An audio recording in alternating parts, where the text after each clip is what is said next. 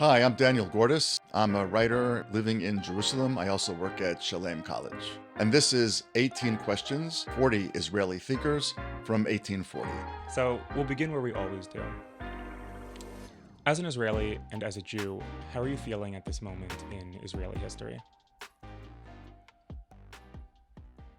I think we don't really know yet what to make of this moment in Israeli history.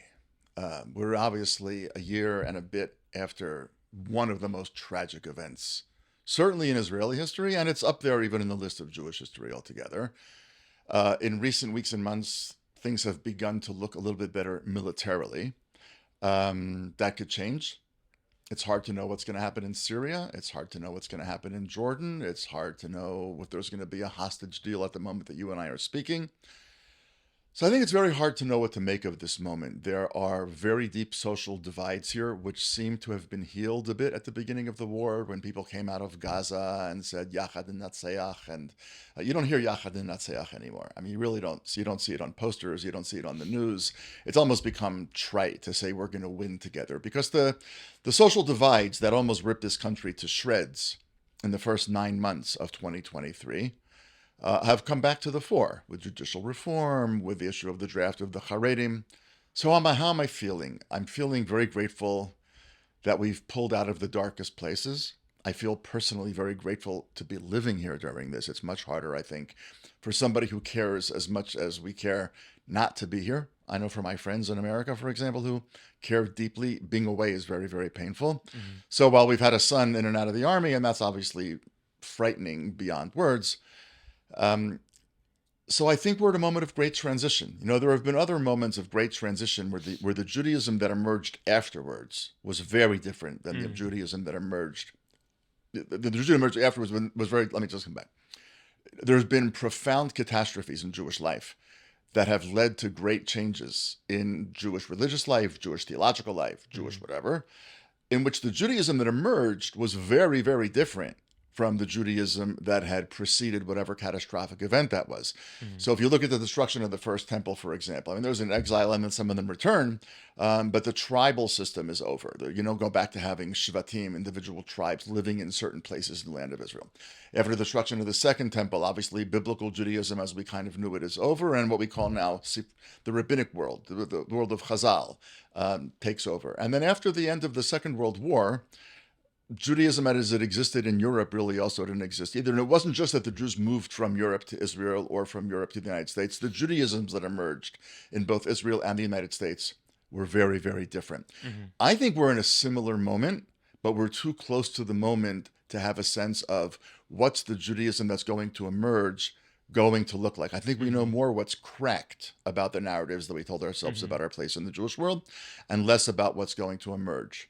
So it's a sad time. There's some degree of hope, but we're clearly in a period of Jewish history which no one will be able to tell the story of the Jews for the next hundreds of years without focusing on this moment. What has been Israel's greatest success and greatest mistake in the current war against Hamas? Well, the greatest successes, I think, on the social level was an attempt. Let me come back. Some of the great successes are on the social front. What we saw in terms of the Hamalim, the civilian command centers that emerged in Jerusalem, but all over the country, and run mostly by Jews, but not only. There were Druze, there were Bedouins, there were Israeli Arabs. I mean, people really did pull together. The way in which Israelis began to volunteer in unprecedented kinds of ways is not a success in terms of being planning, but it's a success in terms of what the Israeli people's all about. Mm-hmm. We got a chance to see Am Yisrael in Medinat Yisrael, in Eretz Yisrael, at its very, very best. So Mm-hmm. that's obviously, I think, a major success. I think the way that the country has embraced the families of the fallen and the families of the wounded, and the way in which the medical system has been able to save people who clearly would have died in earlier wars by getting them to emergency rooms and operating theaters much quicker and so forth, that's been a success. Obviously, militarily, there's been tremendous success in the latest months. I mean, the destruction of Hezbollah, if you and I were to have this conversation a year and a half ago, long before October 7th, and we had said, what are our major worries? Well, our major worry was not Hamas. That would have been a mistake. But our worry was 150,000 rockets from Hezbollah raining down on Israel and destroying infrastructure, destroying hospitals, hitting civilian centers. We lived in fear of that. And we were always afraid to do anything outside the lines because we thought they can do that. Iran can attack us. And it turns out Iran can attack us, but so far not terribly effectively. We can respond and have 100 planes over Iran and come back with all of the planes, thank God, intact. So there's been tremendous military success after the obviously abysmal military failure on October 7th. I think there's been some social success. There's been some military success, and we ought to take pride in both of those. There are also great, great failures. The great failure of the hostages is an enormous failure. If you had said to anybody on October 8th, 400 and something days are going to go by, and most of the hostages are still not going to be returned, and we're not going to actually know how many of them are alive, and we're not actually going to know where most of them are, and we're not going to be sure that if Hamas does make a deal, that they even know themselves where all these hostages are, and that the families of the hostages would become the butt of political pressure. I mean, they've become a hot political topic in a way that it, to me at least, should just be a human topic. I think that's been a great failure. That's not to say I don't know anything about whether there was a deal to be made or not a deal to be made, but that the hostage issue has become so ugly in Israeli society feels like a failure, as does the recurrent split in the Jewish community of this country feel to me very sad. So, two questions to follow up on that. One, when you list it as a failure, I'm curious, many people have framed the hostage issue and they feel strongly about it that it's a failure insofar as that they're not back, but there isn't anything Israel could have done that would have made sense or been strategically advantageous or smart in the long sense of the war. Do you agree with that, or do you think that the Israeli government has failed in their actions of rescuing the hostages? I'm not privy to what the negotiations were. I don't know any more about this than anybody else who reads all the newspapers. So I really can't make a statement. I know people have very, very hard-held views, but I don't know on the basis of what. I mean, obviously, there are certain people on the inside, and obviously when Gantz or other people in the negotiating committee say that there were possible deals that Netanyahu torpedoed, and I guess I take them with a certain degree of seriousness, but others deny that, so I don't really know. I think here's the failure. I think that the leadership of the present government has failed to communicate a sense that they are brokenhearted about this. You just don't feel. I think it's a symbolic failure, not necessarily Well, one it's more of than a symbolic practice. failure. I mean, it's about a social contract. If you're running this country and it's your fault, whether you did X, Y, or Z, but you were in charge at the moment that this happened, it's your responsibility. One of the great failures, of course, is that nobody's taken responsibility yet. I mean, a few people in the military have, but basically we're a year and a quarter in, and the same people are running the political machine and the same people are running the military machine. That's a bit of a failure too, although you can make an argument that the time to make the change is not during a war. But I think the failure on the hostage front is, first of all, that the people who run this country have failed to convey to most Israelis that they are really deeply brokenhearted about this. I hear people say that if they had been mostly religious people who had been captured on October 7th, that Smotrich and Ben Gvir would have responded differently. I don't think that's true. I mean, I don't know them personally well, but my sense is not that that's true. But my sense is that coalition politics and other kinds of political considerations have so trumped the Jewish discourse here that the only people that are talking with tears in their eyes are the families and their supporters. But Chavrei Knesset, members of Knesset, should be talking with tears in their eyes also. And I think another failure of the hostage issue is that it's become so politicized. And that's, by the way, a fault on both sides of the divide, because when protests about the hostages also become protests about overthrowing the government, and now also become protests about pushing back on judicial reform, you've made a salad here that not many people are going to be able to buy into. But to push back on that, wouldn't many people who are at the protest for the hostages argue that if the protests aren't having actionable demands, i.e. against Bibi, against a certain direction the government's taken in priorities, then it's just more of a gesture than an actual movement for action or demands? I think that they would say that, and there may be some truth But you to that. disagree with that. I agree with them that unless there's some actionable demands, that it's very hard to know what you're protesting about. But I think it's very hard. When people were protesting against judicial reform, it was very clear what the Israeli government could do. It could stop. Doesn't have to say we're giving up on judicial reform. Doesn't have to say that judicial reform is a terrible idea and we're sorry that we hatched it. It could have just said, look, the country's splitting apart and it's really creating a huge wedge in a country that can't afford it.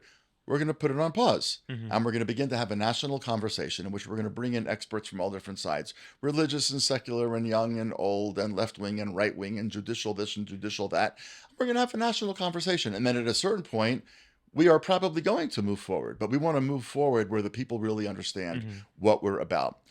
Now, so if you're protesting, you could be protesting and saying, just don't do this now. Mm-hmm. Don't do it this way. And I know many people who actually feel and felt that judicial reform was actually in place. There was room for or even need for judicial reform.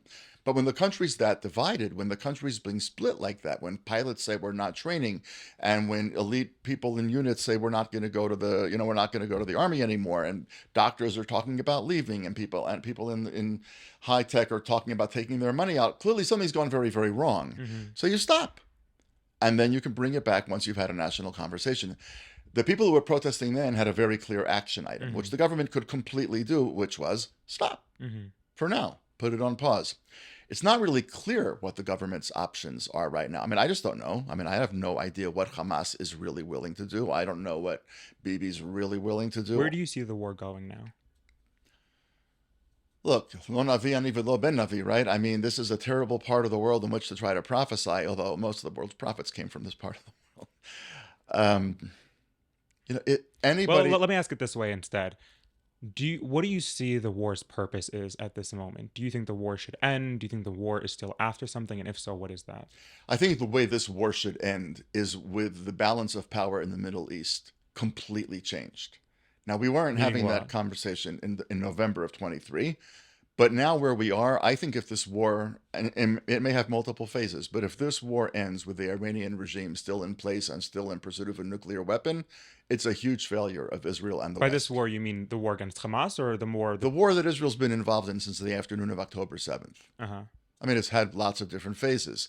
Do you see that Israel's military campaign in Gaza specifically links towards its actions towards Iran? Meaning, just in regards to Israel's war against Hamas in Gaza, why do you still see that as moving forward? Do you think it should continue? If so, how? I'm The curious. people that your I view on that I hear when I hear Gadi Eisenkot or when I hear Benny Gantz, when I hear others, and I hear generals who are actually still in the army now saying we've done what we can do in Gaza. We're never going to get to the point that there's no Hamas terrorists.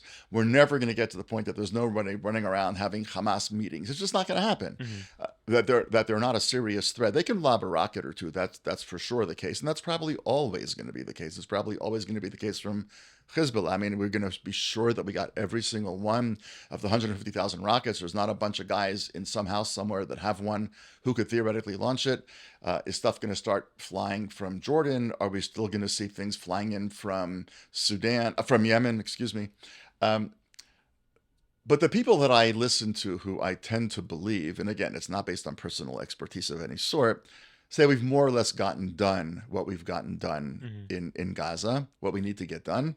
So if there's a way to make a deal to get the hostages back alive, we can do it now. Even if it means, quote unquote, ending the war, because we've done most of what we need to do. Now, what we didn't understand was how this was going to play out. In other words, you can look at it very ironically and say, well, let's say we made a deal for the hostages 6-9 months ago. And don't forget, Hezbollah's argument was, if you stop the war in Gaza, we'll stop firing rockets at Israel. Now, let's just say hypothetically, we had done that. And we'd said, okay, we want the hostages back, which I desperately do. And we're going to stop the war in Gaza. Then Hezbollah stands down. So then Hezbollah still has its 150,000 rockets. Hezbollah is still intact. Presumably Syria hasn't fallen, and Iran is not nearly as shaky as Iran is. So, reasonable people can argue what's the hand of God here, what's just very good luck, what's very smart military planning. I don't pretend to know where those lines are. But because we did not end the war in Gaza, we ended up having the war with Hezbollah, which really destroyed Hezbollah. And because we destroyed Hezbollah, Hezbollah didn't send fighters in to support Assad when the rebels started making their way. Russia's too occupied with Ukraine. Iran was already feeling pretty spent because of what it's been through. So all of a sudden, Syria falls. Now, is that good or bad for Israel is an interesting question, but let's assume that it's good for Israel, at least in the short run. And Iran is very weak. So the war with Hamas, if we can stop it and get the hostages back based on the people that I respect and that I read, it sounds to me like that's absolutely what we should do on a human level, on a halachic level, on a Jewish social contract level. That aside, there's the wind is at our back. and the Iranian axis is falling apart. And we have lived in terrible fear of Iran and Hezbollah for decades already. Mm-hmm. Now we're not in fear of Hezbollah anymore. There's absolutely no way in which it makes sense to me, as an amateur observer, to leave Iran in. And whatever one thinks of Trump, however one voted on the elections, we're obviously not going to go there. This is certainly an opportunity for Israel, having Trump coming into the White House to at least give Israel a green light, perhaps to give Israel a bit more than a green light by giving it the bunker buster bombs that make it much easier to do it. And perhaps even having American planes and, and American military assets join the battle. I don't know what'll be there, but the war with Hamas, personally, just Daniel Gordis, not a general, not a military guy, just what he reads in the papers. If we can get the hostages back, we should absolutely do that. Hamas is basically destroyed. And regardless of what happens on that war, if a year or two from now we have not dislodged this regime in Iran, then I think that part of the war is not a failure necessarily, but certainly not the success that we have the opportunity to make it now. How do you think Hamas views the outcome and aftermath of October 7th? Was it a success in their eyes? Look, I can't begin to get into the head of Hamas. I mean, I really can't. I mean, it's hard to get into the head of pure evil. It's hard to get in the head of people who would use their own children as human shields to hide their rockets. I mean, I can't begin to understand them. But I'm thinking if on October 6th, in the hours before October 7th, someone had said to Sinwar, here's how it's going to play out, and they had some sort of, crystal ball, would he still have crossed the fence, knowing that he was going to be dead, Def was going to be dead?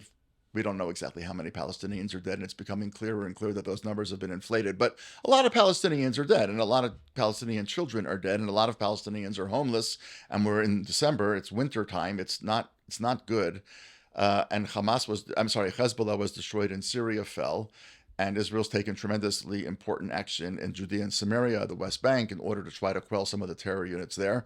Would Sinwar still go ahead and do it? I mean, it's hard for me to imagine, but it's hard for me to put wrap my head around any pure evil person, whether it's a Cambodian leader, or it's Hitler, or these are genocidal, maniacal people for whom ideology doesn't follow the rules of logic and reason that for you and me thinking politically does. I have no idea what they think, but they clearly know they're in very bad shape. What do you look for in deciding which Knesset party to vote for?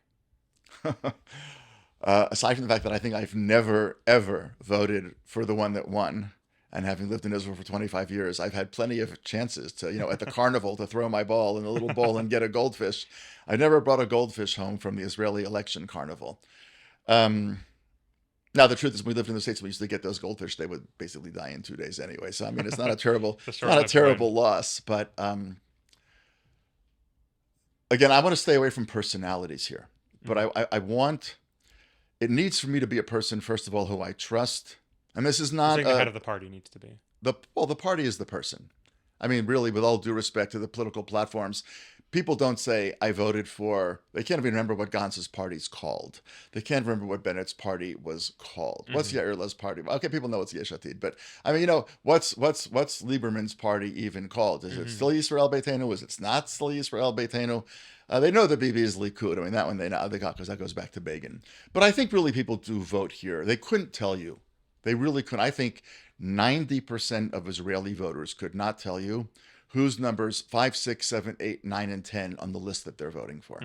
They can tell you one for sure, and probably 2 or 3, because that's who they've handled with and made a deal. You join my list, I'll put you number 2. But really, we're not voting for lists. We're not voting for parties. We're voting for people. That's the whole problem with the Israeli electoral system. But we're voting. So I would say that when I vote for a party, I'm really voting for the person. I want, in an ideal world, here's what I want. I'm not saying that this party exists, but here's what I would want. First of all, I think there's going to be a new divide now. It's not going to be left-right. It's not going to be religious, secular. It's going to be served, didn't serve. Did your community, or who served in this war? Who went to bed terrified because their kids were in Gaza or Lebanon, and who didn't? I think there's going to be much more shared sense of. Is that what you're looking for? You're looking for people whose. Right now, it would be very hard for me to endorse a party that is not going to take a very strong stance on equally supporting the need to protect this country. You're referencing the Haredi Talk about the text, Haredi yeah. vote, but I'm also talking about the Arabs. In Mhm. other words, I think the days of Arabs getting a free pass, we may not want to give them guns and send them to the front, but then everybody should do Shirut Leumi. Everybody should do national service. But were like Haredi parties and Arab parties really getting so many votes that those people are going to Well, be the the ones Haredi party is deciding? getting a lot of votes. But being the people who are voting for the Haredi parties are presumably mostly Haredim. Correct if I'm wrong. Correct. No, but the question is, am I going to vote for a party that has said it's not going to make a deal with them? Oh, I see. Meaning I'm not whether going or to not vote the for a party Haredi party, themselves and the voted, Haredi but parties aren't people who aren't going to vote for the people I'm going to vote for. That's fine and good.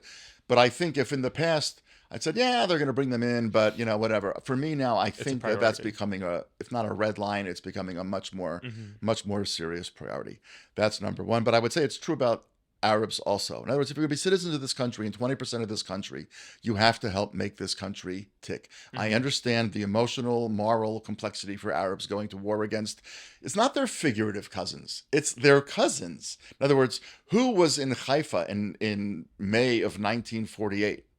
Who stayed in the people that stayed in Haifa in May 1948 are now Israeli Arabs. But if they tried to flee, but they just couldn't because their car wouldn't start, but their brother's car did start, and their brother's car made it to Gaza, which is where a lot of them went. So then they're Palestinians. In other words, when we say that it's their brothers or their cousins, it's not, Achenu Kol Beit Israel kind of a thing. It's not, all the house of Israel. It's their brothers and their cousins. So I can clearly understand why it would be very painful for them to take up arms and go to war. I really do understand that. But that's not the same thing as saying, but I'm not going to take any role in helping to serve this country. So I think we have to have a whole new remodeled social contract based on that, because between the Haredim on the one hand and the Arabs on the other, you're talking about 35%, 40% of the country, and the Haredi portion is going to grow significantly. It's their right to have children, but it's going to grow significantly. So when I'm looking at a party, first of all, I think that the issue here is not going to be left, right, religious, secular, anything of the sort. It's going to be clearly Zionist, to the point that you're Zionist and your children serve this country, or not Zionist. Number two, I want the person at the helm. He, she, personally religious, personally not religious, really couldn't care less. But I need to be able to go to bed at the end of the day believing that this person cares mostly about the Jewish state and the Jewish people, more than whatever political. Every politician has political considerations, but I need to go to bed thinking that she or he thinks mostly about what's good for the state of Israel, and then secondly for their, personal political fortunes and whatever.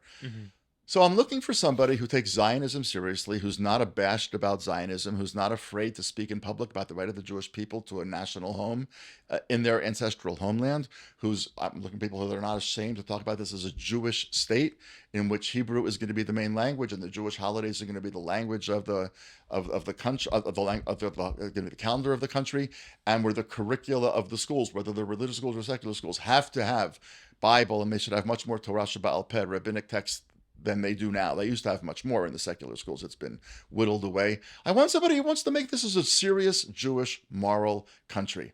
But now, if you're not going to serve this country, then you can't be part of the political bloc that I'm going to serve. And I think, by the way, when I listen to my kids' friends, for whom this was a wishy-washy issue in the past, not my favorite thing in the world, but what are you going to do? I like this guy anyway, so I'm going to vote for this party. I think that's becoming a chok bal ya'avor. I mean, an uncrossable line. Unless this person stares in front of the camera and says, under no circumstances is there going to be a Haredi party that will not endorse the draft in my coalition, I think a lot of my kids' generation, who've been in and out of the war, just not going to vote for those people. Which is more important for Israel, Judaism or democracy? What's more important, your lungs or your heart? You tell me. I think that you would be very bad shape without either. I see very few people walking around without lungs, and I see very few people walking around without heart. Look, we need both. And what it means to be a Jewish democracy is a very open and fair question. In other words, it's not clear that you have to have exactly the balance of power between the various branches of government that you have now. It may very well be that the courts are too powerful. It may very well be that the system of choosing judges inclines the courts to perpetuate their own worldview. I don't have any problem in principle with Israel having a national conversation about how all of this should be changed. What I have a problem with is when people feel that it's being pushed forward because of coalition politics, specifically Levin in this particular case and others saying if You're referencing judicial reform. Judicial reform, yeah. You saw that as an issue that was getting to the heart of the Jewish democratic question. I think it was getting to the heart of the democratic question, to be sure. Uh-huh. Look, I think if you get to a point where the legislative branch can do basically whatever it wants, like the legislative branch, and there's no court oversight whatsoever, and the legislative branch can, let's say, we're closing all the churches, all the Reform synagogues, and all the conservative synagogues tomorrow. And now the way the legislation was written, unless the next Knesset re-endorsed that, then the law was going to fall back. Okay, fine. But let's say you've just had an election. You want to go 4 years in which the world looks at Israel as a country in which churches and conservative and Reform synagogues, and that's not where I happen to go to shul, but I don't care. I mean, you want to, that's just not a democracy. And I think there's plenty of people in this government and in this country who would be perfectly comfortable with that. I think it's a very narrow view. Democracy, fourth grade democracy is everybody goes to the polls and the winner wins. That's fourth grade. Serious democracy is about the protection of the rights of minorities. Serious democracy is about what rights of individuals are inviolable, no matter who's in power, no matter what those individuals want to say. You can't obviously call people to violence. You can't encourage somebody to kill somebody. But real democracy in the American Bill of Rights, it's not exactly as intact as it used to be, but it was a great idea back in the day. So I think Israel has to figure out how to be Jewish and democratic. That is always going to be hard for Israel's Arabs. There are going to always be a bit of a fifth wheel in terms of the narrative that we tell about this country. What do you mean, fifth wheel? When I tell my kids or my grandchildren why we created this country, the Arabs are not part of the purpose of the country. Not to be provocative, but as a different way of saying what you're saying, second-class citizens? No, I would like it not to be.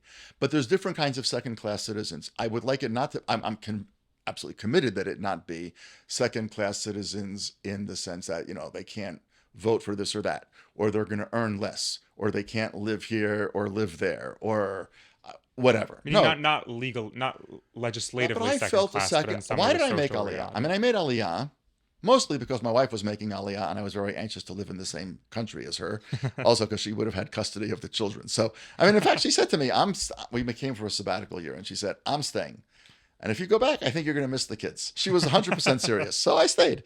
Obviously, I think it's been a great... the best Zionist argument. It's a great bracha, and I'm very glad that we stayed. Obviously, it's had better years and worse years, but that's life.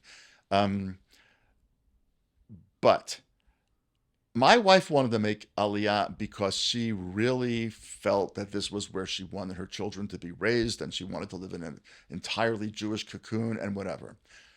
Having said that, she grew up in Orange County, where to be a Jewish Orange County south of Los Angeles, which was, it was pretty right-wing Republican, Christian, anti-Semitic back in the day. There's still a country club or two in LA that Jews can't join. But I grew up, by the way, in a very different kind of, I grew up in Baltimore, which had a huge Jewish community, and it was and still, I never fully felt like the narrative America really was my story. I knew that my great-great-great-great-great-grandparents were not on the Mayflower. And I knew that with all George Washington's letters to the Jews of Newport and all that notwithstanding, that, in Charlottesville, Jews will not replace us. That didn't come out of nowhere. And you've had Father Cochran and you've had the Ku Klux. I mean, there's always been an undercurrent of anti-Jewish sentiment in America. It's usually not been at the level that it is right now, and hopefully it'll recede, although I don't know how. But isn't this more of a validation of the Jewish desire for the affinity or the identity with Israel and a Jewish state, and less so addressing the Arab reality? No, but I'm saying is that I felt to a certain extent, was I a second-class citizen in America? Not a second-class legal citizen, but I was a second-class citizen in that the story that America told about itself was not... Like, it wasn't the country for you, even if your rights necessarily were intact. It was a country I could have lived a perfectly nice life, but I felt that I wasn't part of the mainstream of the story. And obviously, if we get to a point where Israel's not at war with its Arab neighbors, it's going to be much more comfortable for Israeli Arabs to be Arabs in Israel. But so I'm saying yes. So I don't want them to be second-class citizens legally in any way. But I think it's going to be hard to tell the story of this country where the flag is made to look like a talit and the national symbol is the menorah, and it's Shabbat, not Friday. That is the national day, the national day of rest weekly, and so on and so forth. They're going to be a little bit out of that in the same way that when all the stores had Christmas stuff going on in America, it wasn't my thing. And everybody would say at the checkout market, have Merry Christmas, and all that. Fine. I mean, there was nothing wrong with it, but I always felt like I was a little bit of an outsider. I think they're going to feel that to a certain extent, and I don't take any pleasure in that. I think it's hard, and I think it's complicated. But this country has to figure out a way of being deeply Jewish, more Jewish than it is, by that does not mean observant, but it's got to be more Jewish than it is, and that may be coming to the fore a little bit now because of the war, and deeply democratic. And if it's not one or the other, not only do I think it doesn't have legitimacy, I don't think it'll survive. Should Israel treat its Jewish and non-Jewish citizens the same?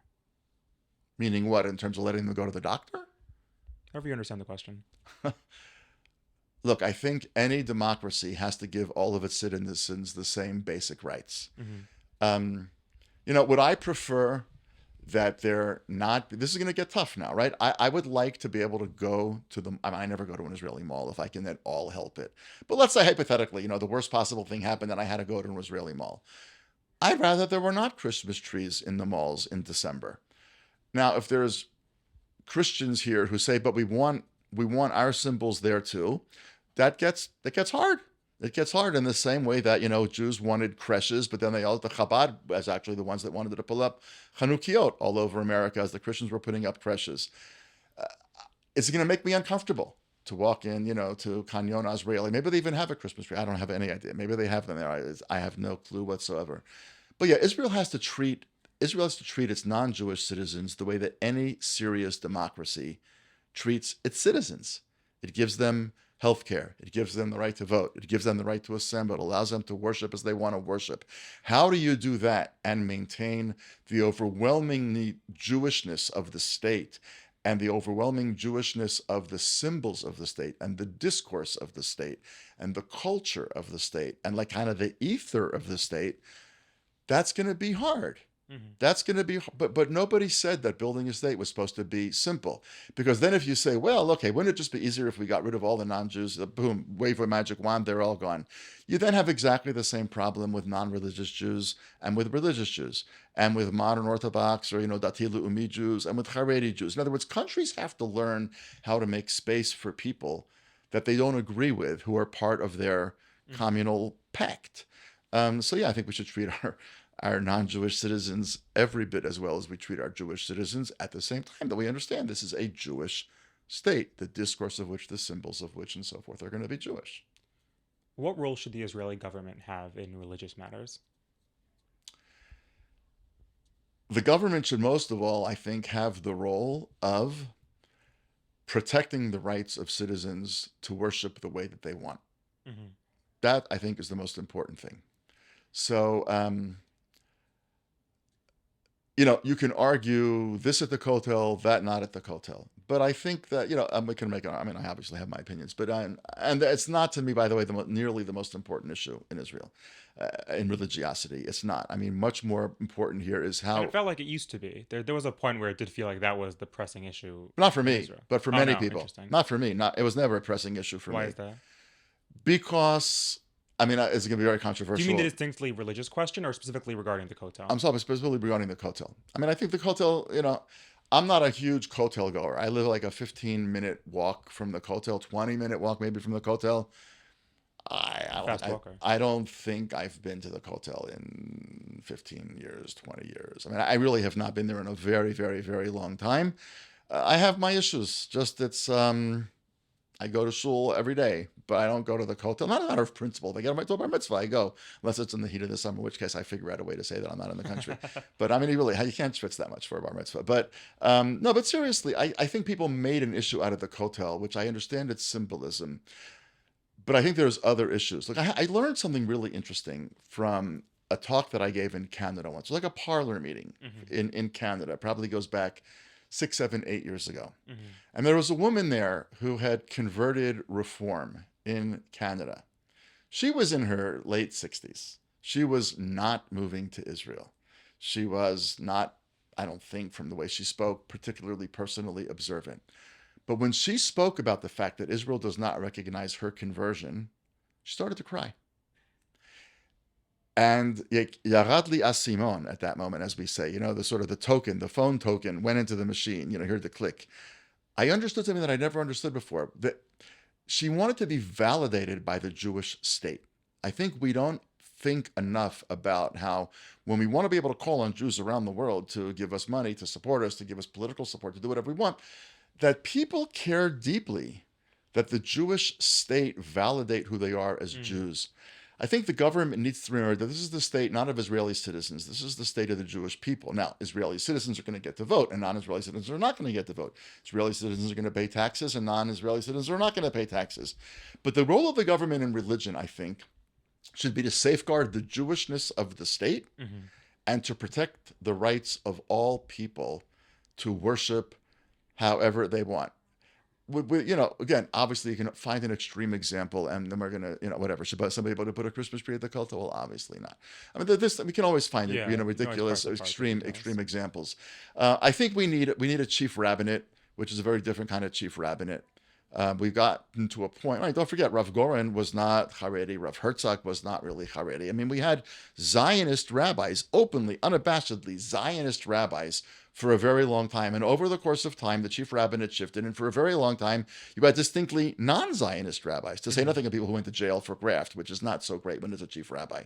But I mean, really, chief rabbis should not be getting sent to jail for dishonesty. It's a chilul Hashem. It's a desecration of God's name.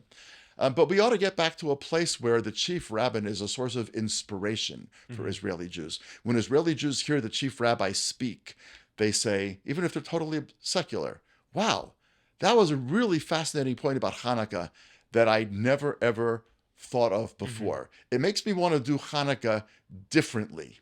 Or this chief rabbi said something about the Pesach Seder that I'd never thought of. And even though my family doesn't work its way through the Pesach Haggadah, page by page by page, he made a point that I really want to make sure that I bring up with my family when we get together for the Seder. Now, really, I mean, how many times has that happened in Israel in the last 50 years? Probably basically zero. So I think the chief rabbinate here ought to be a rabbinate that makes Judaism appealing to Israelis and not see itself as, Mishmar HaGvul, that they're the border patrol to make sure that certain red lines don't get crossed. Having said that, there has to be some agreement about who's a Jew and who's not a Jew, and we have to have certain standards for conversion. None of this is simple. And that's why anytime anybody has a kind of a bumper sticker response, I know how to do that, or I know how to do that, what I basically know is they haven't thought about it enough. Whether it's what you should do with non-Israeli citizens, or how you should treat Israeli Arabs, or what the role of the rabbinate should be. All of these things are really, really complicated. And I think what Israel never was really great at, but has really now lost the ability to have, is a national conversation about these things. And one of the things that I would like to see, you asked before about a leader, one of the things that I would love to see about an Israeli leader is somebody who can actually engender that kind of a conversation. Say, let's talk. Let's just talk to each other. And then we can have a conversation about what the law should be, whatever. But you can think about all these kinds of issues now. If you just even raise the issue. It reminds me of the Reva, I think it's Reva Revayon, the fourth quarter movement. Right. Harivon HaRevi'i. Harivon HaRevi'i. Right. Harivon HaRevi'i is about that. To a certain extent, Yozmat HaMe'ah is about that. It's actually two spouses, but he runs the one and she runs the other. Oh, really? It's an incredible family.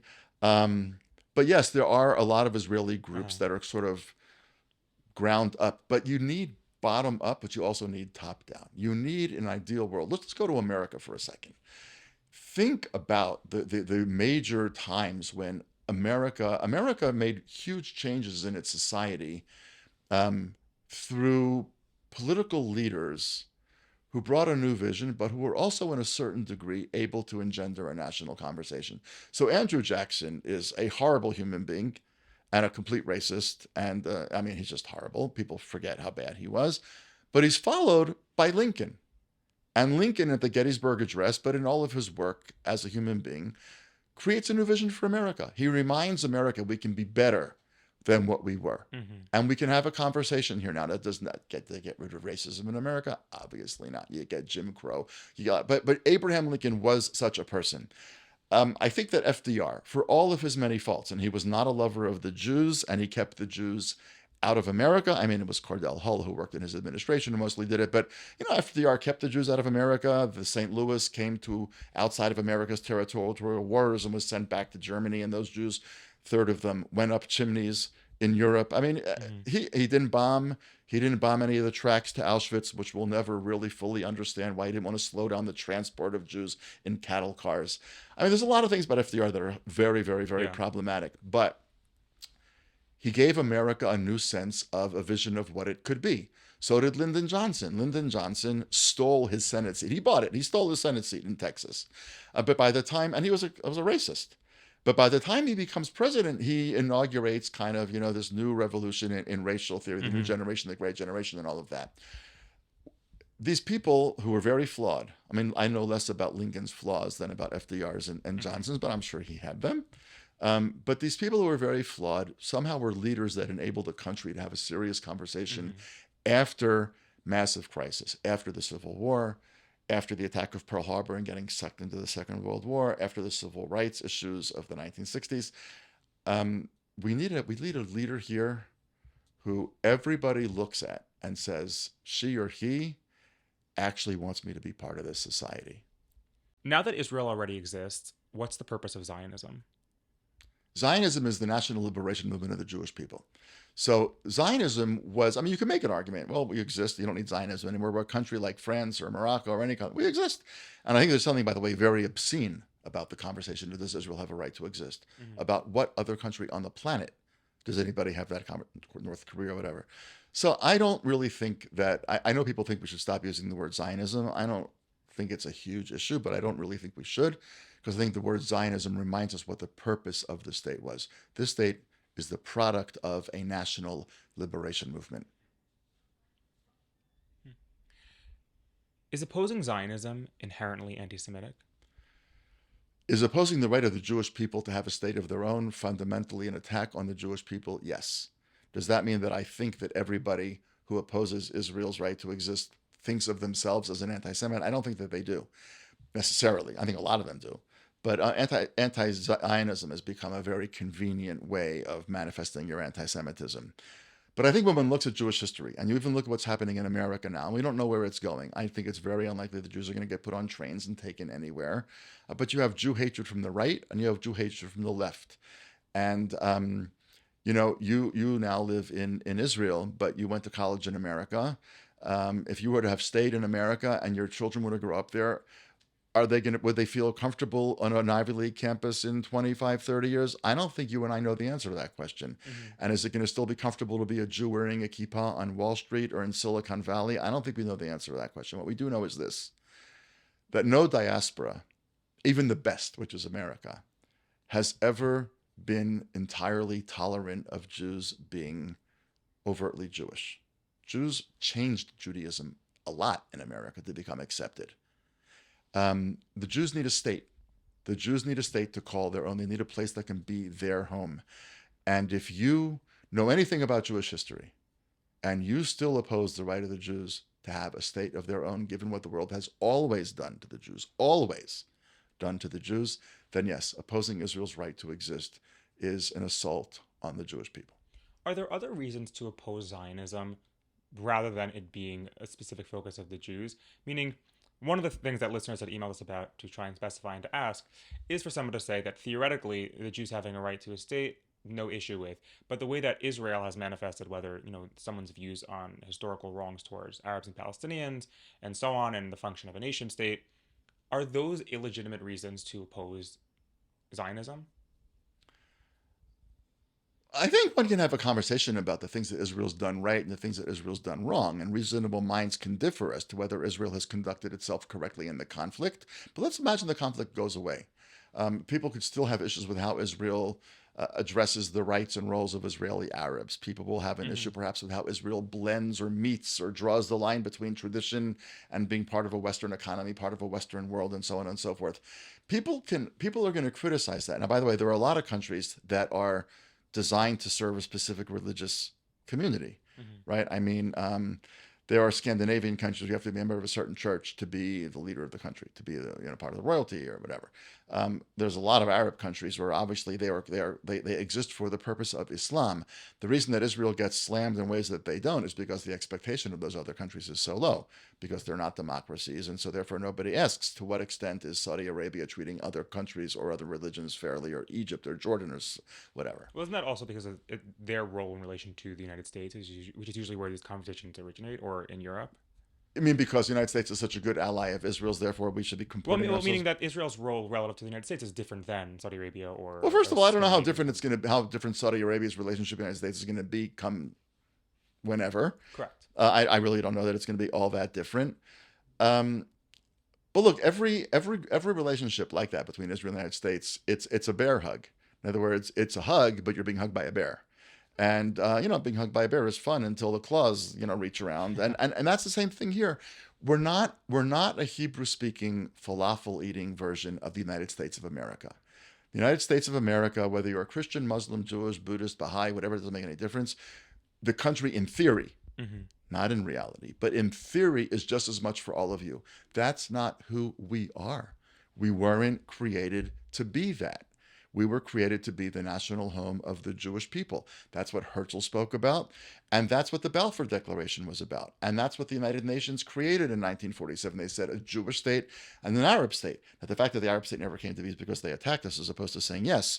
But everybody's always understood that there's going to be a Jewish state. And the minute you're a Jewish state, you are a different kind of animal from all of the other Western countries or nation states that exist. And that's okay. But the world has to understand that we've undertaken something here that most Western states haven't undertaken. If we routinely, horribly abuse Israeli Arabs, that's a perfectly legitimate complaint against Israel. And I could see countries saying, well, until you change X, Y, and Z, we're going to do A, B, and C. Okay. But if Israeli Arabs are not as central to the narrative of this country, and their symbols are not the symbols of the country, and Arabic is an important language, but not a national language and all of that, that's okay, because we're not trying to be what America says or said. But are those the issues that people take, or my understanding is that people usually are taking issues specifically with issues of land and rights and in the West Bank and so on. That's Do you understand it the differently? conflict. I mean, that's the whole issue. But doesn't that also tie in with their view of the state of Israel? Meaning, I hear less complaints about the Jewish stars on the flag for the state of Israel, more so than how the limited rights of non-citizens in the West Bank, Palestinians, their relation to Israel and the inability to annex it, because then it'll no longer be a Jewish state, and that type of competition. Correct, but that's all part of the conflict. That's what I'm saying. Look, how many people counted how many people America killed in Mosul when it was going to wipe out ISIS? How many people can tell you how many innocent German civilians were killed in the Second World War? Somewhere between 3 and 4 million. How many people can tell you how many innocent Afghanis were killed when America had its military in Afghanistan? I don't even know the number, because nobody cares. Nobody cared how many people Assad put in prison for decades and decades in torture and no visits and no nothing.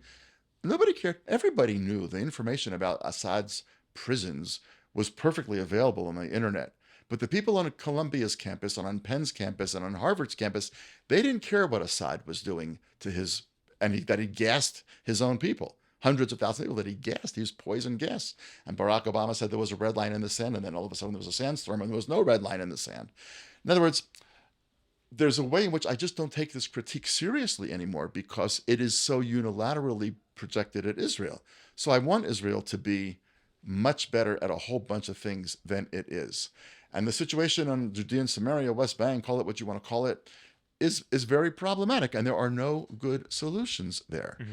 But when the world starts to get all bent out of shape about Israel doing this and that in the West Bank, but why didn't you say anything about Assad gassing hundreds of thousands of his own citizens? Why didn't you say anything about Hamas killing women who had sex outside of marriage? Why didn't you say anything about Hamas throwing Christians off of roofs? Does that mean that they should care less about Israel, or they should care more about those other things? They should stop being hypocritical. That's all. In other words, I think a lot of this will go away if one day there's not a conflict. Then, and that might sound pie in the sky, but I'll tell you why I think it's not pie in the sky in a second. But if one day there's not a conflict, I think a lot of that will go away. But even until it goes away, let's just look and see how unbelievably two-faced it is. It's unbelievably hypocritical. By the way, including on the part of Jews who are deeply critical of Israel about all of those issues. They don't talk about what Assad's doing to his people, or to say nothing of Korea and whatever, kinds of things like that. Look, the reason I say pie in the sky, I don't think it's entirely pie. We're not anywhere near. Peace is not around the corner. Peace is not going to start blooming in the Negev when the spring comes. But on a lark, just a complete lark with zero preparation, virtually zero forethought, and no planning, I just like 2 weeks ago joined a kosher trip to Vietnam. I saw it advertised on Facebook. I said to my wife, let's go. And she said, we have a son who gets in and out, called in and out of the army. She goes, he could get called up. I'm not leaving. I said, no, when Lebanon's winding down, he's not getting called up. Let's just go. So in the end, she said, I can't go, but I get that you need to get out of here. Go. Now, if you grew up when I grew up, I was in 10th grade when the United States pulled out of Vietnam, 1975. If you had said to me when I was in 10th grade, one day you're going to live in a war-torn place and to relax, to go to a place where it's totally peaceful, you're going to go to Vietnam, I would have literally laughed. But Vietnam's totally peaceful. I didn't see a single soldier. Mm-hmm. Most of the policemen don't have pistols. Now, and they've more or less gotten beyond it. And the wars are different. I'm not making any analogy between the situations except to say that you wouldn't have said in 1973 that Israel's going to be a war-torn place and Vietnam is going to be not idyllic, to be sure, but that it's going to be a place where you can go and relax. I think that when I was in Vietnam, all of a sudden, in a kind of crazy way, it gave me hope. It's not out of the question here that with everything shifting the way that it is, this conflict could look very, very different in a relatively short period of time. I don't know that it will, but it could. I think if the conflict is gone, most of people's complaints about Israel will disappear. And until the conflict is gone, people should just ask themselves, was I as critical of America's conduct in Iraq or in Afghanistan as I am about Israel's conduct in Gaza? And if I wasn't, why is it the Jews that always interest me more? Is the IDF the world's most moral army? I saw a ranking recently that El Al was one of the world's worst airlines. I actually fly El Al all the time and I actually find them quite fine. I don't know, is there a ranking of morality of armies? I don't know if there's a ranking. I guess you could ask AI. But I think the IDF is an army that takes morality very seriously. I mean, I know from my kids who were in the army in Sadir back in the day and now reservists, they take the moral stuff very seriously, and they do abort missions because there are civilians there. And now I'll say something that will probably annoy a lot of our listeners. I think the day is going to come when Israel is going to have to ask hard questions about what happened in Gaza. That is not the same thing as saying that I know that what Israel did was not okay. So before everybody gets all in a huff, I think that asking questions is a very Jewish thing to do. So, for example, during the war, we have, lots of friends who have kids in, and we invite them for a Shabbos lunch. And then all of a sudden they call us, Friday morning, our kid's getting out for the weekend. Sometimes they'll say, so we're just not going to come, which is totally fine. Or they'll say, can we bring our son? He's just out of the army. He might not stay the whole time because he's exhausted. Of course, you say yes. And then the kid comes and he stays because food's good and the conversation's interesting. And he talks about, he did this. And he goes, then we tiharnu et habinyan, we cleaned out the building from whatever that means. And then we leave, and then Chel Handasa comes in, the engineering corps, and they blow up the building. So in a couple of cases, I've said to this kid, why? He goes, why what? I said, why'd we blow up the building? And in the two cases that I'm thinking of, they both said, I don't know. That's just how we do it. Now, there's maybe a very good reason. And it may be that some of it was right and some of it was wrong. It may be that all of it was legitimate in terms of its fundamental policies, but there were obviously errors in execution. There always are. People accused Israel of having attacked a hospital when it's clear Israel did not attack a hospital. When Israel finally did go into a hospital, it found hundreds of Hamas guys in the basement. When Israel's taken on UNRWA, we found that these educators were really actually Hamas people. It's very foggy. And we're in the middle of the war right now. But I think that any society should ask itself hard questions about things that it's done, not knowing what the answer is going to be. I think there's going to be a reckoning. We're going to have to look very carefully at what happened. And I know exactly as much as you do. We read the same newspapers. So neither of us knows. Neither of us actually knows if every building that was taken down needed to be taken down. We just don't know.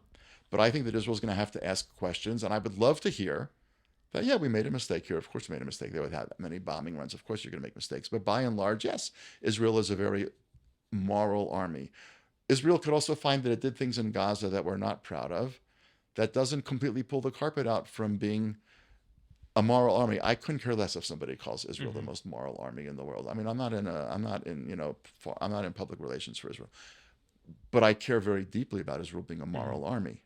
And I, so far, have no reason to suspect that it's not. So I find it very interesting that you're bringing up this point, but the one question I have, I mean, many questions, but the one question I'll choose is when you speak about the things that we may or may not know, maybe in Israeli society, those types of questions haven't necessarily been explored so thoroughly. I know how Haaretz has its own reporting, people have their own views on Haaretz, but let's say the New York Times, and I referenced this a few weeks back in a different interview that we had with someone else, where the New York Times reported on, they used the title, Israel using human shields. By that they meant Israeli soldiers bringing Palestinian civilians or Palestinian detainees and sending them into certain areas where to see if there were terrorists there, if there were bombs, or whatever the situation is. Not for this type of case specifically or this reporting that they did in this investigation, but for that kind of reporting, that there has been extensive reporting in general about the war, about different cases and so on in the Times and other papers as well. How do you view those things when you're considering the things we do or do not know about what's happening in Gaza? How do I view that reporting? That type of reporting, like not specifically that case that I cited or that article, but in general, the things that we do or don't know. Maybe Israeli society or the IDF hasn't done its own investigations, but journalism in general, not necessarily in Israel as extensively, but in the more of the Western media, does have reporting on things that have happened in Gaza, right, wrong, questionable, whatever the views are. Are those things you take into consideration for what you think the IDF has done right or wrong, or are those things that you dismiss? I don't take the Times that seriously. I mean, not anymore. I grew up on the Times. I mean, literally. I mean, there was a Shas and the New York Times, and that was in our house. You had to do both. I think the New York Times has become reprehensible, and it's very, very, very slow to correct itself. When you say you don't take it seriously, meaning that I don't even know if it's true. Meaning you believe that they fabricated it. It's I don't know. So they misrepresentation. got a report from somebody, but I'm saying if Israel, look, it's against international. From what I understand, it's against international law to send civilians, as the Times. Yeah, described. I don't mean that specific case. No, I mean more so general. if Israel did that, that's completely wrong, and the people that ordered that have to be dealt with. But the fact that the New York Times said it happened does not lead me to think that it happened. It doesn't mean to think that it didn't happen. I just don't know. Look, there's going to be a lot of unearthing of stuff that's going to have to take place. I'll give you an example. I mean, this is how crazy it's gotten. The New York Times ran a piece this past weekend about all of the Syrians flocking to this notorious prison outside of Damascus where Assad, tortured, killed, and people. This is not a story about Israel. It has nothing to do with Israel. And several times in the article, at least twice, maybe three, the only interruption of the sounds of people wailing was Israeli warplanes overhead continuing to bomb Syrian assets. Okay, maybe that's true. But did they talk about the other sounds? The birds chirping, the cars backfiring? It's relentlessly hostile to Israel. And now this is not about the New York Times specifically, but everybody believes rape stories unless it's October 7th. And everybody is opposed to kidnapping people and holding 6-month-olds hostages and Holocaust survivors, unless it's involving with Israel. So look, we have to do a serious accounting, and I would like to believe that this is a country that has the capacity to do that, to look into all of these allegations. And if people did that sort of thing, they have to be punished, because otherwise we can't continue to claim that we're a moral army, or as moral an army as we can be. But just because the New York Times or Le Monde or whoever, the Washington Post say that it happened, no longer makes me assume that it happened. I just don't know. Can questioning the actions of Israel's... Oh, actually, that's a different question. If you were making the case for Israel, where would you begin? For Israel as a country? However you understand it. Make the case for Israel. Everyone hates when I say that, but I have to Okay. give that Tim That's some fair. space. I would start with a couple of different things. I would start with, first of all, I would ask, why does Jewish people matter? Oh, so the Jewish people disappeared. So what? I mean, other peoples have disappeared. The Jewish people matters not only because I happen to be part of the Jewish people and my grandparents raised me to care deeply about it, but because I think the Jewish people has always had what to say to the world that really matters. We may be on a low ebb of that. I think if you were to say to most people, have a conversation at your Seder table that is not about Tikkun Olam and doesn't mention Israel, they wouldn't really know what to talk about. And because we don't know very much about Judaism anymore, we find it harder to talk about things that we could say to the Western world about all kinds of things. But first of all, you have to start with the premise that it's important to the Jews and to the world that the Jewish people survive. It's a moral wellspring for the world. Not the only one, not the best one, not the most moral one, but it's an important moral wellspring for the world. Then I would say, given what happened in Jewish history, what have we learned? And what we've learned is what I said before in our conversation, which is that I don't think the Jews have the luxury of allowing themselves to be naive and to assume that they're going to necessarily be safe anywhere. They might be, but they might not be. And what we've learned over thousands of years of history is that we need a place where we can be the guarantors of our own future. Further down on the rung, not as important, I would say. Also, then state building is actually a really important laboratory for Jewish ideas. In other words, it's one thing to sit in, Mir or wherever and to study Talmud and to say, yeah, we've got all these great ideas in Masechet Sanhedrin or Hilchot Melachim or whatever with the Rambam, Maimonides. We have all these ideas about running courts and states and rulers and kings and this and that. And it's another thing to have courts and governments and populations who don't agree about everything. And some of them are Jewish and few of whom are not Jewish and so on and so forth. So I think that this is actually an important laboratory for the Jewish people to test thousands of years of ideas and to try to, sort of have them be hardened in the fires of the furnace of reality. But my main starting point for making the case for Israel is the Jewish people deserves to exist no less than any other people. And Jewish history makes it clear that if Jews do not have a home of their own, their existence is in question. Can questioning the actions of Israel's government and army, even in the context of this war, be considered a valid form of love and patriotism? On the part of Israelis or non-Israelis? However you want to qualify it. I think it's always legitimate to question the actions of a government or of an army. That's always legitimate. I mean, it's always legitimate to question. I mean, if there's anything that Judaism is about, it is about the idea that it is always legitimate to question. I think that there's a sensitivity in any meaningful relationship about when one questions certain things, right? So God forbid a couple has a kid that's sick, long-term sick. I don't mean the flu. Kid's got a real health issue. Now, they have other things in their lives too. They have a normal relationship with its ups and its downs and its complexities. But are you really going to raise that issue sitting at your kid's bedside in the hospital?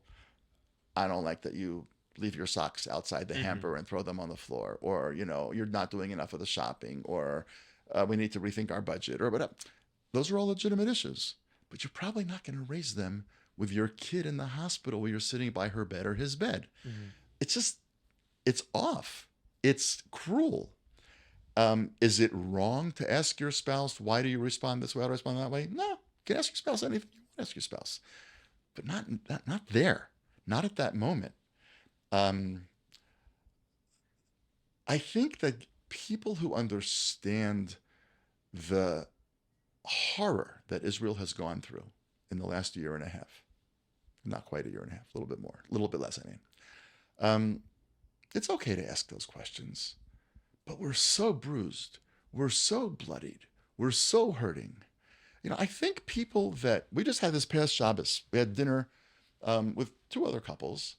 One couple at a certain point in the war had 5 kids in. They have 5 kids, and whether it was either their sons or their daughter or their sons-in-law, but everybody was in.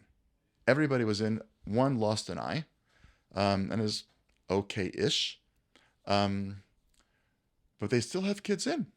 They still have kids. This one comes in, this one goes out. They're at the point now where the woman of this couple, who is a very strong, an incredibly impressive person in many ways. She's unbelievably talented, and she's strong, and she's an amazing mom, wife, whatever. She's amazing at what she does professionally. You could see she's starting to crack. She's just six grown-ups at table. All their kids are out of the house. She's starting to crack. And I don't blame her in the least. We only have one who who gets periodically called up, and it's enough to make it's just unbearable. So it's okay to ask those questions, but if you claim to be asking them out of love for us or patriotism for us, then why are you asking it that way now? Now look, Haaretz, which we'll take as sort of the Israeli New York Times of sorts, right? They ask a lot of really important questions. And the little notifications that I get from Haaretz that pop up on my phone literally make my blood boil. I want to say the same thing, like, really now? That question? Now? Seriously? Yes, it's an important question. But we got all these widows. We have so many widows who are 20-something years old, and they've got a kid or two kids, and they got a whole life to make of themselves. And this couple that I mentioned Friday night, one of their kids went to a different city, and Israeli army sent a whole bunch of couples where the man had been wounded. And she was just describing who was sitting on the airplane where they flew them to this place in Israel. This one's missing a leg, and this one's missing a chunk of this body part. Like, that's what we're dealing with here. There's so much pain. There's so much anguish. There's so much fear still. Of course you can ask all those questions. Now, it doesn't surprise me that an American congresswoman is going to ask those questions, or an American reporter for the New York Times is going to ask those questions. It's fair. It's legitimate if you also ask them of Syria and the United States and France and all that. It's legitimate to ask those questions. What I would say to my Jewish friends, who are mostly on the left, whether they're in Israel or we're swimming in a pool of pain.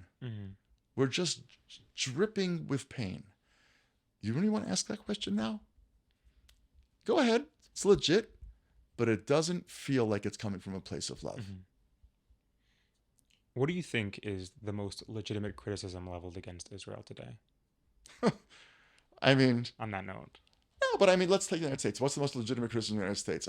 How much time we got here? Do we have, is there breakfast tomorrow night, dinner tomorrow night? France, even Canada. Whatever. Any country that has to deal with taxes and people and well, no. So the reason I asked that question is because I think in the context of criticism of what's set out there, and obviously we've spoken a lot about the biases, anti-Semitism, and how those intersect with that question. I'm curious, from everything you hear, and at your discretion what you do or don't decide to choose, what do you think is the most legitimate in either in 100%, 50%, 12%?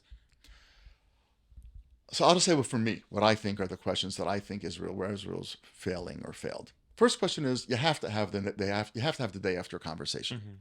Which, for whatever reason, Bibi doesn't want to have or hasn't wanted to have. Ironically, Trump may make him have it, but who knows? You have to have a conversation about that. What do you mean we're not? Are we staying in Gaza forever? Ariel Sharon may have been right to pull out in 2005. He may have been wrong to pull out in 2005. But he didn't pull out because he became a Palestinian nationalist. He pulled out because too many soldiers were coming back dead. And if we stay in there, soldiers are going to keep coming back dead. How many soldiers a year is it worth? It's a cost-benefit analysis. What can we get done by looking from the sky and then going in and going in and going out? I don't know. I'm not a military guy. But I think the refusal to have a conversation about what's the day after, a national conversation. Bibi, get on the television and say to Israelis, here's the 5 options, and here's why they all stink. But here's what my government's wrestling with. Just that he hasn't been willing to say. If you want to be smart rich and you want to say, okay, we're going to have Huckabee now as the ambassador, and wow, is the time ever ripe for annexing Judea and Samaria? Okay.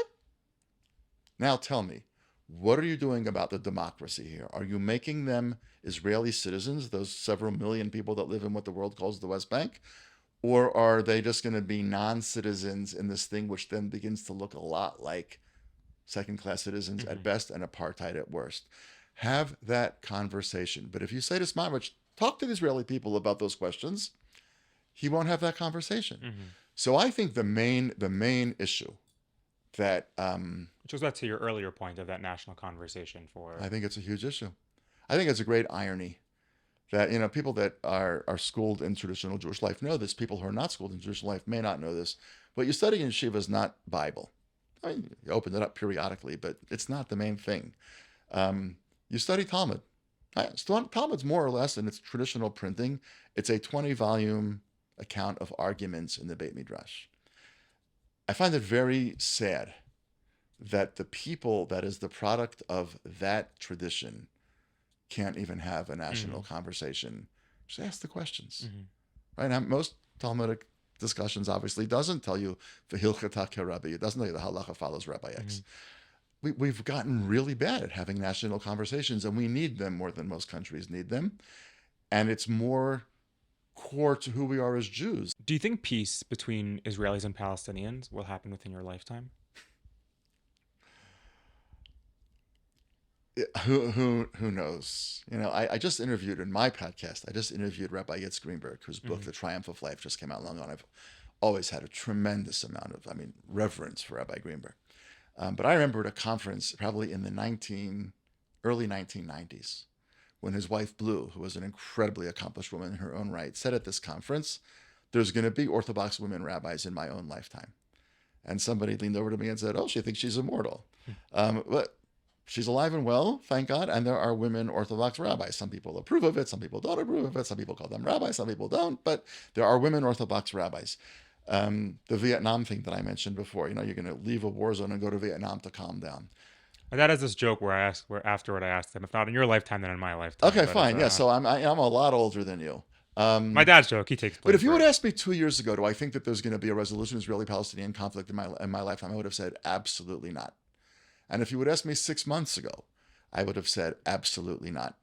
And if you ask me now, I would say we just know so little about how things are going to unfold here. Would we have imagined that Assad would be gone, Hezbollah would be gone, Iran would be backtracking, Trump is coming in? Whether I'm not a huge Trump fan, don't get me wrong, but at the moment, things might be aligning for Israel's major enemies to be completely uprooted. And then if that's the case, at what point will Palestinians who are no longer under the thumb of Hamas say, we want a different future. We want to sound like those Syrians who are talking now that Assad is gone. We just want to be free.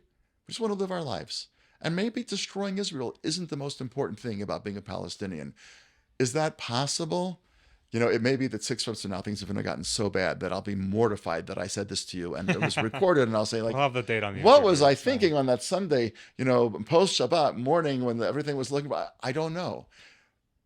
But I'm more hopeful than I was 2 years ago. I'm even more hopeful than I was 6 months ago. But again, things could go very south very quickly. But had you said to me, I remember the day that the Abraham Accords were announced. I was sitting at this desk right here, and I heard about the Abraham Accords, and we have peace with the UAE. And I'm like, that's amazing. Where is it? And I had to quickly Google map, the UAE, and then I see it's right across from Iran. This little, I'm like, oh, now I get it. But when I went to Dubai, how many kosher restaurants? There's more kosher restaurants in Dubai than in Boston by a factor of many. In Boston, there's basically two. They're kosher, they're quasi restaurants. They're all right. But in Dubai, there's gorgeous restaurants. And in Abu Dhabi, there's gorgeous kosher restaurants. And my waiters, by the way, at these kosher restaurants, in both cases when I went in Abu Dhabi, were Egyptians.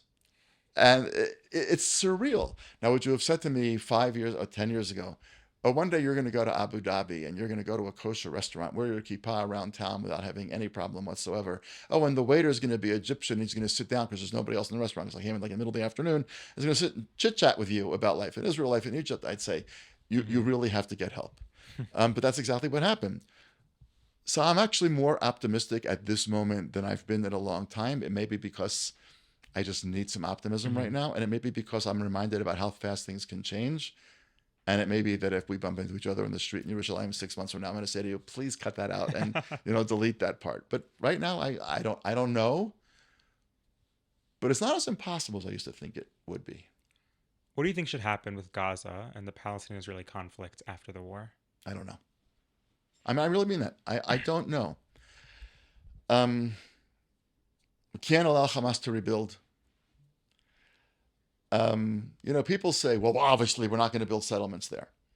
Now, I'm not a settler guy. I mean, that's not my thing.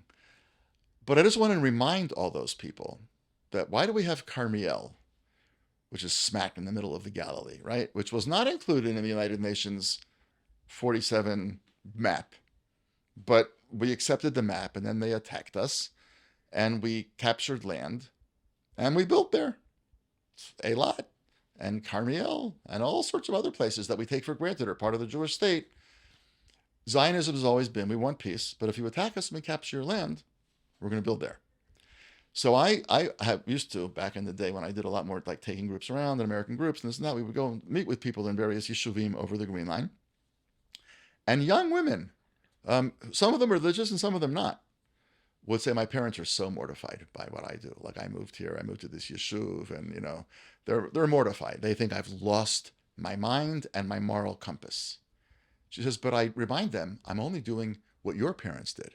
How is what I did by moving to a place that we captured in 67 different than what your parents did by moving into a place that we captured in 48? What's the difference?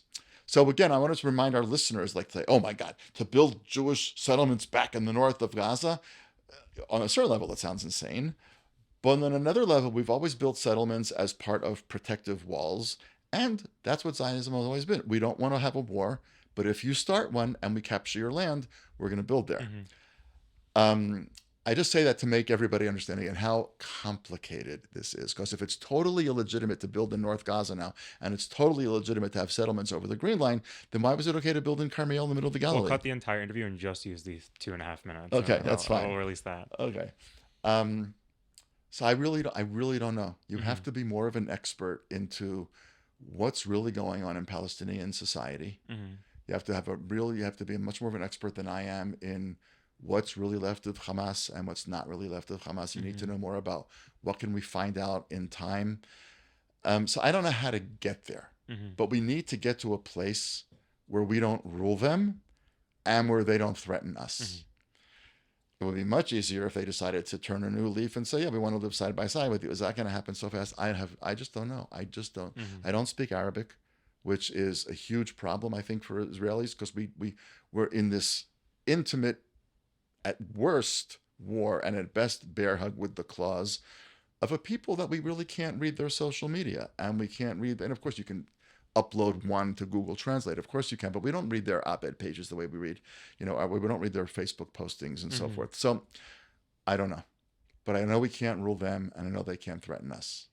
Do you think Israel is properly handling the Iranian threat? I don't know what Israel's doing. So it would be very hard for me to assess whether what they're doing is right if I don't know what they're doing. I would have to bet that they're not exactly ignoring the fact that we sent 100 airplanes over Iran and they flew back in formation. They didn't just get back. They flew back in formation after taking out a lot of those defenses, and nobody shot at them and whatever. They're clearly much more vulnerable than we are. I'm assuming I'm not the only guy that's thought about the possibility that being desperate might make them move towards a bomb more quickly. So maybe this is the time to actually do something. I mean, the people that run the military, thank God, are much smarter than me. So I cannot be the only person thinking about that.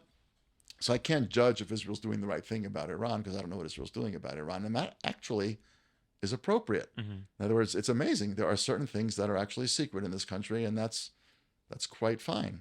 So I don't know what we're doing, but I do believe, again, being a amateur for a second here, that if 2 years from now that regime still exists and is in a nuclear quest, then we've missed the moment.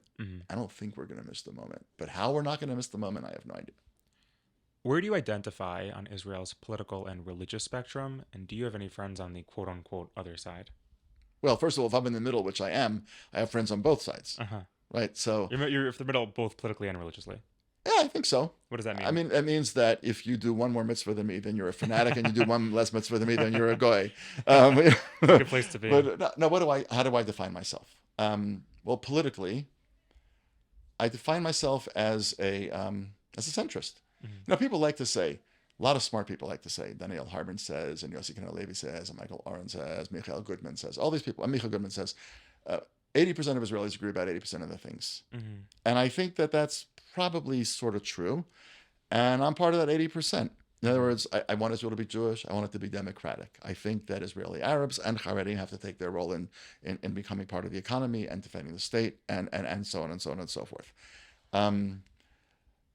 So I'm not left because I'm in no way embarrassed about Israel being a Jewish state. I'm not conflicted about that.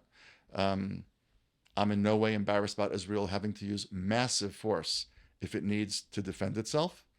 So I'm not left for all of those reasons and many, many others.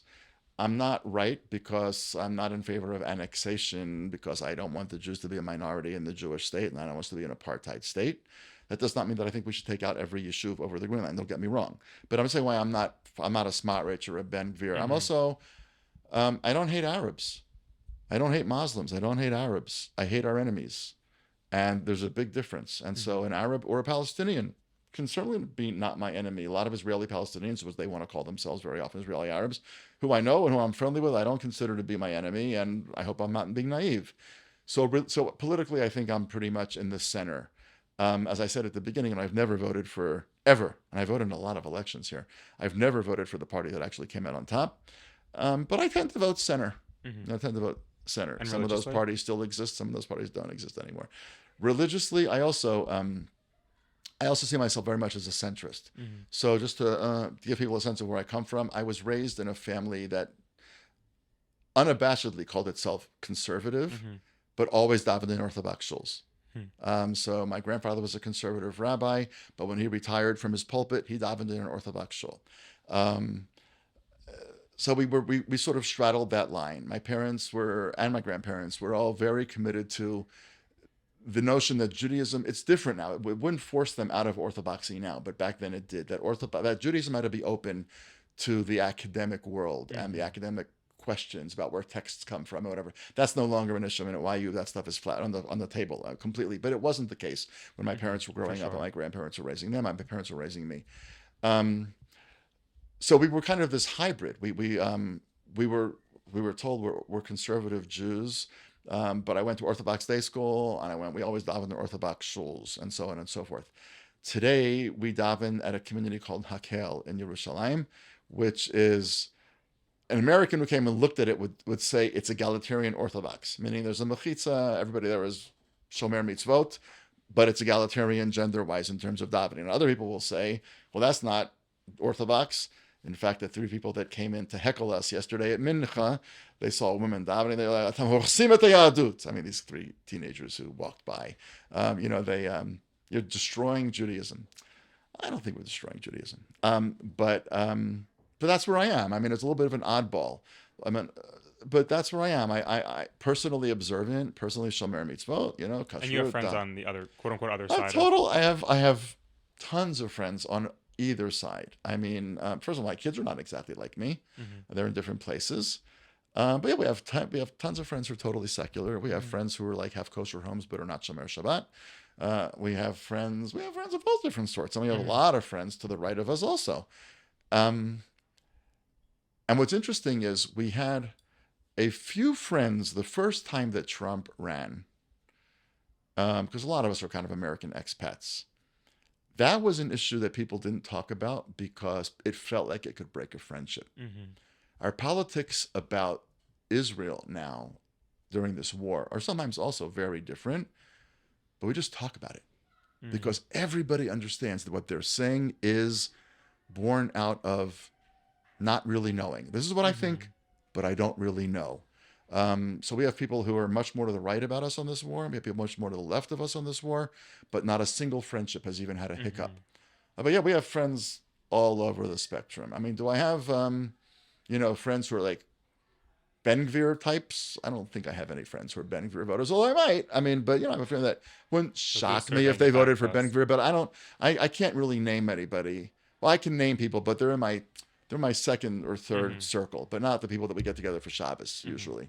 But tons of people who are totally secular that we see for Shabbat all the time.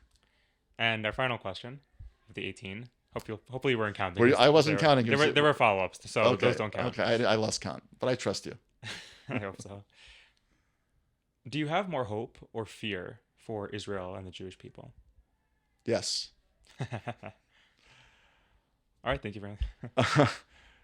Look, I mean, it's so interesting to me how I would have answered this question differently 6 weeks ago. I'm very, very worried. I'm very worried about Judaism in America. I'm really worried.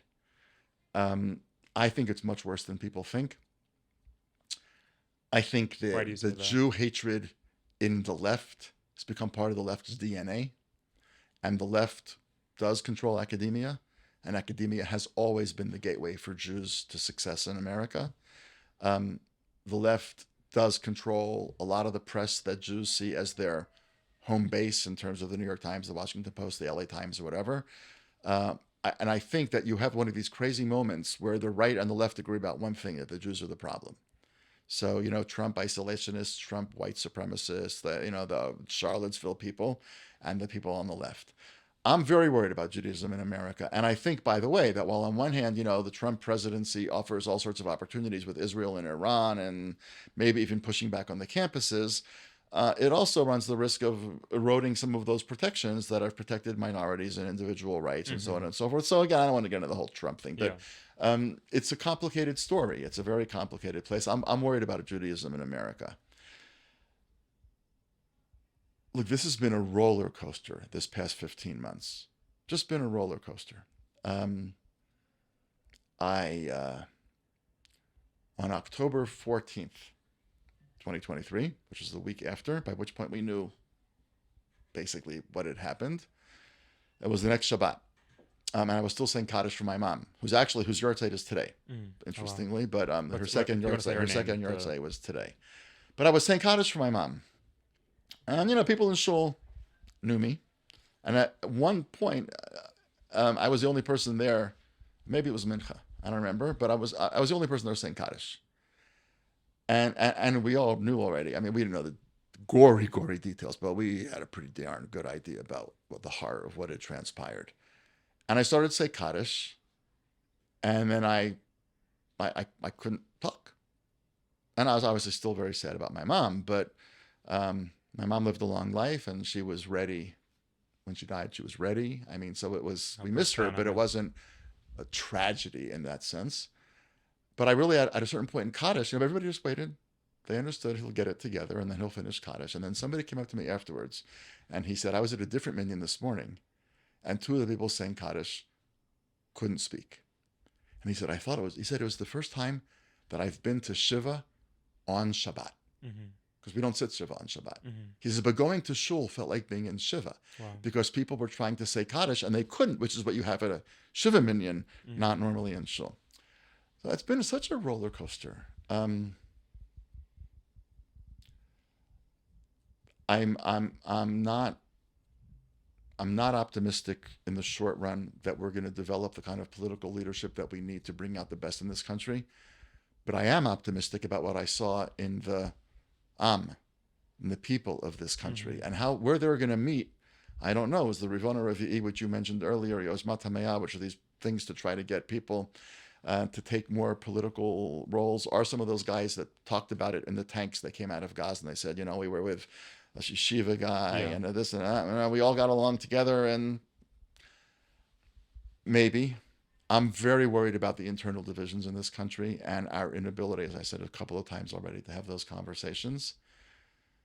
But if you had said to me 5 months ago, we're going to have wiped out Hezbollah, Assad's going to be gone, it's going to look very ripe for getting rid of the regime in Iran, and Hamas is going to be so defeated that it looks even like a deal might even get through the government here now, I would have said to you, what are you drinking? So I don't know. I think Jews don't have the right to despair. Jews have a right to worry, and Jews have every right to cry. But Jews don't have the right to despair. Our people has been through very, very, very dark times before. And not everybody lived to see what was going to come out. The people that lived during the destruction of the Second Temple did not necessarily live to see the grandeur of rabbinic Judaism. Mm-hmm. The people who died during the Shoah did not live to see the grandeur of the state of Israel or the enormity of the American Jewish experiment, which is still in many, many, many ways unbelievable. Mm-hmm.